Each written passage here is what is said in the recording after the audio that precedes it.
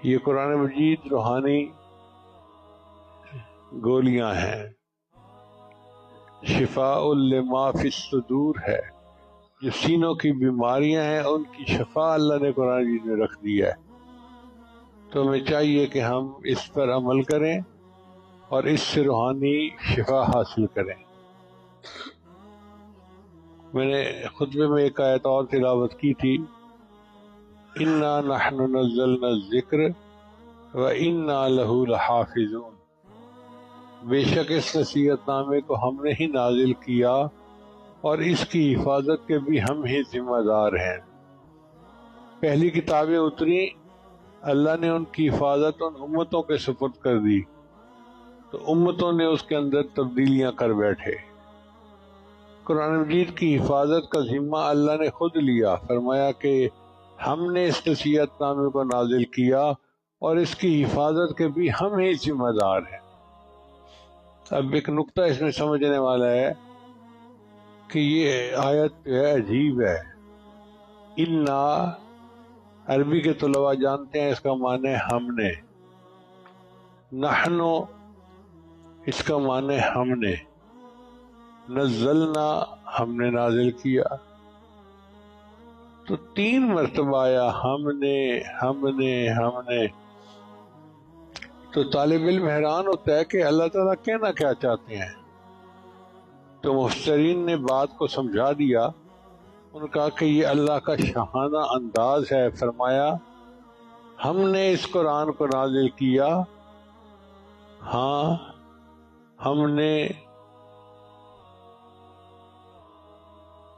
نے ہی اس قرآن کو نازل کیا، ہاں ہم نے ہی قرآن کو نازل کیا اور اس کی حفاظت کے بھی ہم ہی ذمہ دار ہیں۔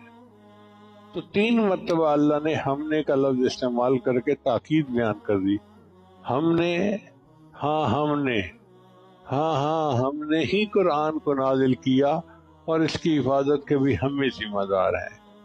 اللہ کی شان پہ قربان جائیں، 1400 سال امت کے اندر گزر گئے، ایک دن ایسا نہیں آیا کہ امت کے اندر کوئی حافظ موجود نہ ہو۔ لاکھوں حفاظ مرد اور عورتیں ہر وقت دنیا کے مختلف ملکوں میں، قوموں میں موجود ہیں۔ یہ قرآن محفوظ کتاب ہے اور قیامت تک محفوظ رہے گی۔ بھئی اگر قرآن مجید محفوظ ہے تو قرآن مجید پڑھانے والے لوگ کیسے ختم ہو سکتے ہیں؟ اس کا مطلب یہ کہ حفاظ اور قراء بھی ختم نہیں ہو سکتے، اور جن عمارتوں میں پڑھاتے ہیں ان کو مدارس کہتے ہیں۔ اس کا مطلب یہ ہوا کہ مدارس کو کوئی قیامت تک ختم نہیں کر سکتا۔ یہ اللہ کی حفاظت میں ہے، یہ نبی علیہ السلام کا معجزہ ہے۔ ہم اپنی آنکھوں سے دیکھیں گے بہت سارے حکومتیں آتی ہیں، ڈکٹیٹر آتے ہیں، لوگ آتے ہیں، میں مدارس بند کر دوں گا، میں مدارس کو ختم کر دوں گا۔